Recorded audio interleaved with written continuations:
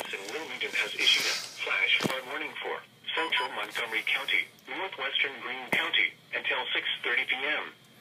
At 4:37 p.m., radar indicated that thunderstorms had produced heavy rain across the warned area.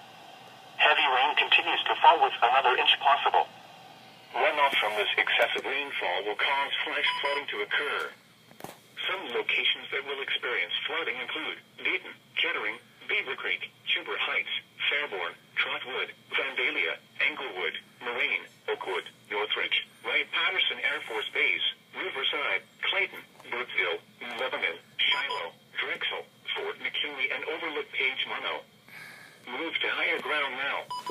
Act quickly to protect your life. There we go. To report flash flooding, go to our website at weather.gov/ILN and submit your report via social media when you can do so safely.